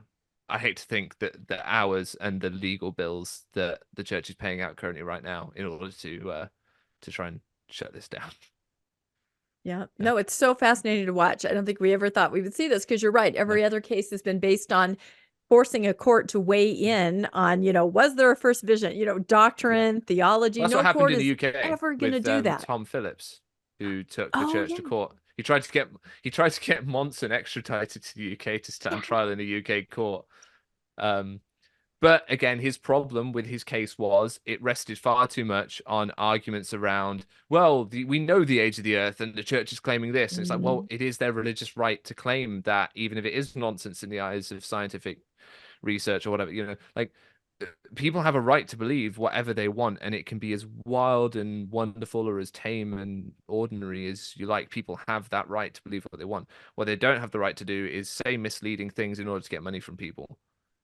And that's, I think, what Huntsman's picked out and gone, Yep. we can fight that battle. And Yep. that's a battle that is a-religious in its nature. So yeah, it is. But I think they try to rally other religions by saying, look, this could happen to you too. You have all the amicus briefs. So yeah. And the fact that for heaven's sakes, we wear crosses now as Mormons. When I was growing up, that did not happen. And I know missionaries wearing crosses and Christian jewelry, saying, oh, we've always done this. I'm like, no, we have not. I know children that are describing themselves as Christian at school when we would have. And I think that's why I think this is the genius behind what Russell M. Nelson has done by declaring the nickname Mormon a major victory for Satan. He's taken away that powerful brand we had and forced us to replace it with such a mouthful that we just revert to saying we're Christian now. I'd never thought of that, but you're right. No one wants to say the whole big old long thing. So you're just like, we're Christian. Oh, we're Christian. Because you can't say we're Mormon, which is immediately otherizing you. You're just like, oh, I'm a Christian. I know kids that describe themselves as Christian at school. That's what they do now. Oh, I know missionaries. My son's on a mission. I know missionaries out there that just very much portray a more Christian image without being specific about the tenets of their religion until perhaps people, get more involved. And that's very interesting. I think it's so funny, and this is seasonal, so we can talk about it, how, in my day, I find myself saying this all the time, anything to do with Easter, Palm Sunday or Lent, you don't do that. You don't celebrate that. That is not what Mormons do. Now you have these talks from the pulpit. Let's make Easter great again, right? Let's celebrate all these events around it. Talking about Palm do you Sunday, see that there? That's happening here so much. Yeah. Oh my gosh. They said the words Holy Week at General Conference. Like, what? 90% of Mormons do not know what Holy Week is. Exactly. The only reason we know what Lent is here in the UK is we have a big tradition of Pancake Day, Shrove Tuesday. Ooh, I'm on board with that. So Shrove Tuesday marks the start of Lent, along with Ash Wednesday, marks the sort of start of Lent. So people were traditionally using up things like eggs and flour and sugar. So you would make pancakes. There's traditions associated with it, such as games of football. So near where I grew up, there's a game of football that's been going on for 800 years. Every Shrove Tuesday, they throw a big leather ball out of the bank on the high street. It gets kicked up and down. Local teams come out and try and be the last person to hold it, and you get a prize. And we have these ancient traditions associated with the very Christian nature of our country. So in the UK, we're a bit more aware of it. And if you go to a Church of England school, you would sing Easter songs. And so we were a bit more aware of it, certainly, because of the sort of state religion that we have and how that seeps in. But again, I remember causing trouble in school over the fact that they made claims about all Christians believe in the Trinity. I said, no, we don't. And I would fight back on those sorts of points, right? I would fight back on these sorts of things and differences between us and trying to make us look more Christian. But now that ship seems to have sailed, and it's just accepted that we're Christian now because we are even starting to adopt certain Christian iconography and terminology that we just never used, like the cross. There's been talks saying that we don't use the cross. It's in the handbook still. Yeah. The whole reason for stealing Thorvaldsen's Christus statue from Denmark was because oh, look, it's the risen Christ. We're not focusing on him dying. Never mind that he breaks the BYU honor code. We're going to use him as our symbol. And now they're saying, oh yeah, but we can use the cross. It's fine. What next? They're going to start building temples in cross shapes and having the most important things happen at the center of the cross. Like, at what point are we just going to go wholesale Protestant? Yeah. Slowly, I think. And actually, I think I misspoke. It's not in the handbook about crosses, but it's on the church website, topics and questions. It still says we do not do that. However, I make the observation, of course, I'm in Utah County. There are lots of temples popping up everywhere. Most of them don't have a Moroni, but they seem to have a spire that has almost like a little niche on it, almost cross-like. As you're driving up, there's just this image. It's not a cross, but your eye kind of goes there and sees this. So I do think it's very slowly going that way. And I would also point to Christian music, right? Which in my day, I'll say it again, oh, you don't listen to any of that. And now the church is trying to produce its own. Who's singing Hillsong in steak conference, right? Yeah. Yep. That's exactly what I'm talking about. It's just, and kids today, they don't know any different. They have no idea how everything was so vilified. But I agree, to take us back to finances is to align yourself with Christianity, because there's safety in numbers, this protection. It protects, the way that your churches operate monetarily, and politically, you have to protect that. You have to be together. Who are you going to chummy up with the most? The Catholics and the evangelicals. They would be to my mind, they would be the people you'd want to chummy up with, because particularly the evangelicals, they're very interested in getting money out of their members. Like they are very interested in what do they call it, seed money, is it? Yeah. Well, they get planted like a seed of faith, and it's like, okay. Planted like a seed. I know. Yeah, it's why Landon always says we need to become a church, all of us, right? He's even looked into it, like, how can we do this without getting arrested? Yeah. Well, there's they'd you've heard arrest about the me for church doing what the church does. If They I would tried arrest to you do for what doing the what it church does. does, they'd arrest me. But they call you a con artist and an extortioner. Exactly. You've heard about the Church of the Flying Spaghetti Monster, right? Yes. I know this is descending into absurdity now, but that is an attempt for people to play religions at their own games and say, look, if you can make those sorts of claims, we can make the same claims, and our claims are just as valid as yours. And I think we're having to contend with that, with a sort of rise in atheism and such. Yeah. I think religions have to contend with that. Yeah, I think so too. There's a church that's just sprung up in Salt Lake. There's a giant whale statue. Is it the fifth? What's it called again, Landon? The 9th Street, I think. The 9th Street whale. Yeah. And it's this whale, this huge statue icon. It has an element of pride. What? Didn't someone run a marathon around it? Yes. Oh, yeah. Yes. No, it's like this icon. Like, people go toward it. They take pictures. They worship. But now it's sort of it's a church kind of. It's got a website. It's just, anything can be a church, I think, whatever people care about. Well, there's some plans got leaked for the development of Temple Square. Oh, I don't know if you're aware of that, right? Oh, no, we've been podcasting about that for a while. Yes. Yeah. Oh my gosh. The Mountain of the Lord. You need to use the right new name. The Mountain apologies, of the Lord. Yes, the Mountain of the Lord.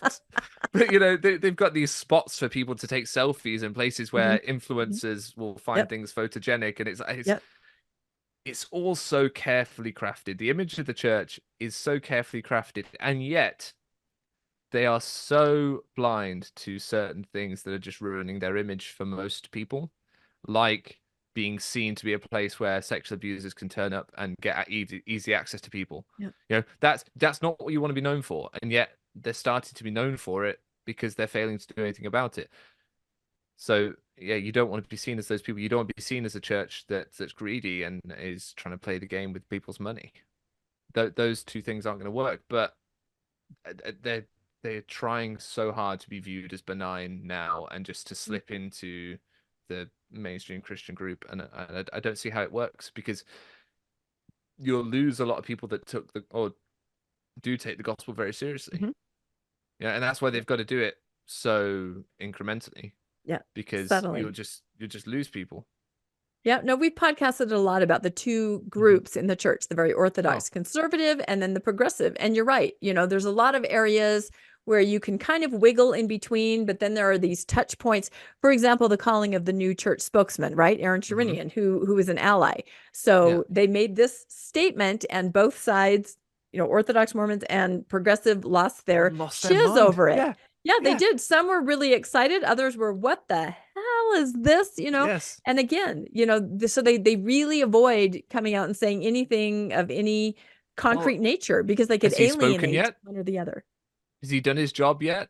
No. And this is what's really funny. I know on Mormonish, we have a little sign up on our Facebook page that kind of keeps track. And it's been, let's see, he actually officially started on January 3rd. I think it's almost been almost 40 days now without the new church spokesman making an official announcement.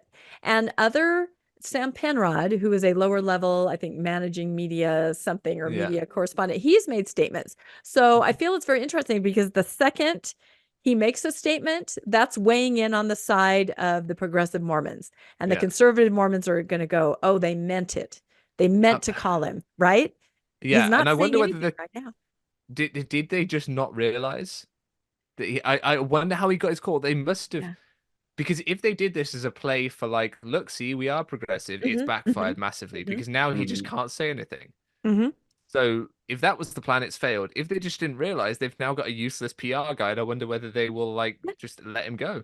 We think they're gonna play him off and make him a political advisor in lobbyist. Washington, a lobbyist Right, instead of okay. a, Right. and then they can Remove send him. him off and Yeah. he can be more with the progressive side Yep. and do his work there without Right. upsetting the Orthodox members. But it's very Right, okay. interesting because on LinkedIn, yes, we do stalk people. No, I'm just so curious about this because it's one of those touch points where it means something. They're going to be forced to wait, one side or the other. And so he has, a statement up there back in January saying, I've been called to this position. It starts immediately. Yet nothing else on his profile has been changed to indicate he's in his new position, which you would think somebody who's the head, communications director would instantly change that and say, this is where I'm working, but his old position is still listed. So we watch it just because it does mean something. They're going to be forced to either have him make a statement or never make a statement. And that plays to progressive or Orthodox Mormons. You can't. Well, my friend No. Peter calls him President Newsroom. Because as we know, the statements of the church spokesperson are as binding as if the first presidency said it. He represents the institutional church. That's a lot of power for him to have. Yep. And we've seen how, was it Doug Anderson? Are we thinking it was Doug Anderson that made the statements to Vice about Tim Ballard? Yes. Yeah. And that was very confusing to people because it wasn't Yeah. Eric Hawkins. A lot of people didn't know he had health problems at that point, and Doug Anderson was speaking, but totally not trusted. Who is this Doug, right? It was Doug Anderson that spoke out about women being taken off the stands as well. Yep. He was the one that said to the people in Cody, Wyoming, we want to work with you. I'm pretty Yep. sure. Oh, yeah. No, our So friends Doug there Anderson's don't not having like a him great very time at all, but he represents this massive institution that has someone at its head who claims to speak not just to God, but for God. Why is that person not making statements? Why do we need these lower level church spokespeople? You have someone who claims to speak for a deity. Why is he not just coming out and speaking on matters? Like, it makes no sense. If you seriously believe his claim to be able to speak for God, then he should just be able to come out and make a statement on behalf of the church. Well, Moses couldn't do it, so we can't expect our Moses maybe Aaron. He Moses had to have needed Aaron as his spokesman. See? So the original PR guy, Aaron. Original PR guy for the church. So There that we was go. just fascinating. No, that's fair.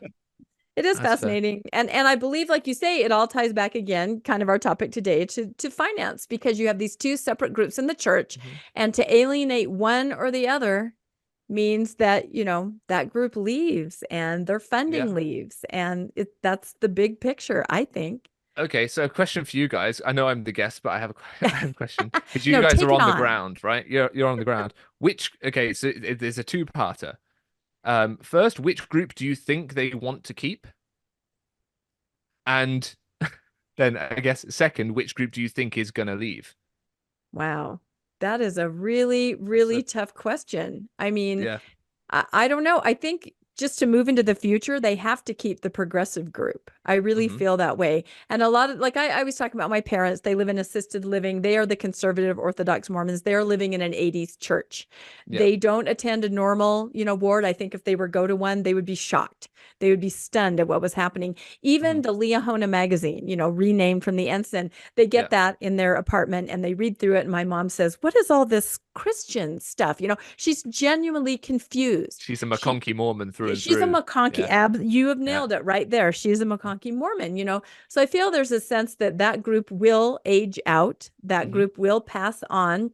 Yeah. And I think to move into the future, they have to court the progressive. I think they really do, but they're trying to do it in such a soft rollout that everybody is really confused. So, and if they don't do it right, both groups will exit. So, but it is Very provocative question. What do you think, Landon? Sorry, I kind of Yeah. spoke first. I think they want to keep the Orthodox because they do whatever they say no matter what, which is what the True. church is about. I think the progressives are the ones who would leave, even if the church makes changes. The progressives will keep making changes faster than the church can make changes, and they'll eventually Good point. lose the progressives because the Mhm. progressives are more critical thinkers and ask questions and demand change. Orthodoxy doesn't. But exactly what you just described, they can't afford to lose the progressives because that's where the next generation is. And if they lose the next generation, they know they're going to time out. So that's why they're courting to both. They want the Orthodox, but they have to have the progressives. So this is where I think we see Russell M. Nelson's, I'll just call it narcissism at play, because what he could do is he could save the church, I think, very simply by stepping down, instituting an emeritus status for apostles more broadly, like Community of Christ have done, and say in the name of God that we are bringing younger people to the top of this church much faster. They will be supported in all the financial and legal aspects by qualified professionals. So we're not expecting 30-year-olds to run the church from that perspective, but we're expecting men in their 30s and 40s to actually take this church on as spiritual leaders, like it started. We're expecting young men and women, hopefully, but let's one step at a time. We're expecting young men to take on this mantle who are able to understand the needs of the young so that the church can survive, who are able to be more dynamic, who are able to be more forward thinking, and aren't in this race to keep power for so many years so that they might get their chance at the top. That's how you fix it, I think. Yeah, and any corporation, which the church is, would look at it that way. If they had analysts come in, that's what the analysts would say. I kind of feel that already sort of is happening in the general authorities in 70s who are younger. They're out there on the ground. They're seeing the issues that wards and stakes are dealing with, especially the LGBTQ issues. They're reporting back. And of course, the elder leaders, they don't see that. They're from, they were born during World War One. They When just cars can't were see just it, starting. Yeah, no, exactly. And so you do hear about this sort of infighting or these different points of view where you have these younger, comparatively, people saying this is not attainable at all. But yeah, those suggestions are great. I hope somebody is listening if that could ever I happen. agree. They need young leadership. Look at the dynamics of evangelicalism because they bring in young, dynamic pastors that are motivating their base, and they bring in modern music, and they bring in all of these things that motivate the groups, and that's and not it'll what we motivate see you to in the give money. LDS. If you want to look at it Exactly. that way, it will motivate you to give money. If that's the bottom line, even like you said, And the if you Church of know your Christ. tithing's doing charity, you would do it. Like if you Oh, know that your absolutely. tithing's 90% charitable and 10% overheads, you'd be like, well, hello. And this younger generation is very they're very focused on giving and being giving back to the community. And when all you are a middleman, they're not seeing you giving back to the community. They want to be involved. And what are you getting? You're getting sent. The evangelicals are going and building wells in Africa. They're building houses in Haiti. The LDS are going on missions and sitting in their apartments going, nobody wants to listen to me. I want to go home. That's what the LDS mission experience is. Yeah. I mean, I have current missionaries that are in contact with me because, they can be now, who I'll get a video call from a missionary and they'll be like, I don't know what I'm doing here. Like, what's going on? It's tricky and difficult and particularly, this church is trying to grow in Africa. And I think the gamble the church has made, honestly, is they've gone, well, Africa's more socially conservative, so we'll lean into that because that's where we're seeing our growth. And I think they're going to lose both sides of the party in their traditional heartlands, and I think they're going to become a colonial church. And that'll be a really strange thing to see, but I don't think there's anything they can do to rescue the UK. We're down to like 14%, 11%, something like that, activity rate versus the actual numbers. Because again, we had a leak of numbers in the past few years of attendance figures, like actual attendance figures. So the church is dying a death in the UK, and it's where a lot of it started, the UK. Yeah. Yeah. So if they can't survive here with all that shared heritage we have, it's no good. It's not going to work. So. Yeah, and I think it just foretells our future here too. It seems like, whatever happens there is 20 years ahead of what's happening here. And I think you can see it. So, well, there's a reason. I heard from somebody who's in contact with somebody in the missionary department that said the number one language spoken in the church right now is French, meaning Creole and meaning the African nations. And a lot of people don't realize that. That's very telling. So yeah, the future will be interesting. And I guess that's why we keep watching, right? We can't not watch. Not to mention you have great ideas. I wish people would listen to you more. Well, they don't listen to me. That's the problem. And that's one of the reasons I still attend is like I'm giving you guys all these ideas and then just no one wants to take them. Because it would involve men who have spent their entire life and this is why people say, oh, they're humble servants of God. It's not about power. It is absolutely about position and status. They're American men. Find me an American man from a business background or who became a heart surgeon and wanted to hold people's life in his hands who isn't bothered about status and position. Yeah. Right. I'm not saying all American men, but American men of a certain vintage who do certain jobs are just, it's psychology. Like that's how they look at the world. And so it's one of the reasons I think Patrick Kieran as a call is good. Yeah. I met Elder Gong. He came to my ward last year. And I asked for a picture and he took a picture with me, which was good fun. And he knew who I was as well, which is quite funny because he's received my emails of various types. So he knew who he was dealing with, but he was very lovely. And he's a kind man. And as church broke as he is, and as much as he's towing the line at the moment, I think if we had him and a few others at the leadership of the church, you'd be seeing a different organization. Yeah. So that's one of the reasons I stick around is there is hope for it, regardless of whether it's true or not historically or in terms of truth claims or any of that sort of stuff. I look at the church very pragmatically in terms of it's there, it exists, how can it be the best organization possible? And there are ways it could be better because it's not going to disappear tomorrow. It's dying, it will die out eventually, but if it could be better, it might survive and it might do some good in the world, and that's what we need, really. Yes. Oh, I love that. I love that as our final statement because that's exactly right. We're not trying to tear down. We're trying to say, please be better. There's so much that you can do. And we all have loved ones, friends, family, children, parents, friends, everybody who are still members of the church. And yes, do better. You can. You have this incredible potential in many ways, not just financially, but in many ways. So, well, this has been absolutely lovely. I'm so glad that our time schedules were able to align with our time difference. It's been absolutely incredible. And we just want to thank you so much for coming on. It's just been wonderful. Right. Pleasure. Yeah. Sorry, I know I'm very difficult to get hold of. So thank you for persevering. Yeah. We're like, oh my God, we're having Nemo on. Yeah, I told everybody. So okay. Right. We were very excited. So this has just been wonderful. So we appreciate you so much. And we will link a lot of things in the show notes, everybody, to what we've talked about, a lot of content that Nemo puts out. Just anything that we've talked about, we'll make sure that you have access to that so that you can dive in further. And please comment and let us know what you thought about our discussion. It was kind of framed by church finance, but of course touched all areas of Mormonism. So I thought it was very interesting, gave me certainly a lot to think about. Going forward. So please like and subscribe to Mormonish Podcast. And if you'd like to be made aware of when new episodes come out, you can hit that notification bell. If you'd like to help financially support the podcast, we have links in the show notes to PayPal and Venmo, and you can go to mormonishpodcast.org. And we certainly appreciate everybody that does support us financially. You guys are just wonderful. So everybody also go check out everything Nemo does, because we can't tell you enough how incredible he is. And his content is just, it's amazing. It is right on the cutting edge of everything. And he just sees things so clearly. So thank you once again, Nemo and Landon. And we'll see you next time on Mormonish. All right. Thanks, everybody. Bye.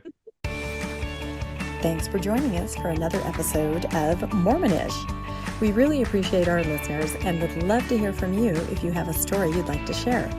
You can email us at mormonishpodcast@gmail.com. You can also find us on Facebook, Instagram, and on our website, mormonishpodcast.org. And don't forget to look for us on YouTube and like and subscribe. Keep joyful, everybody.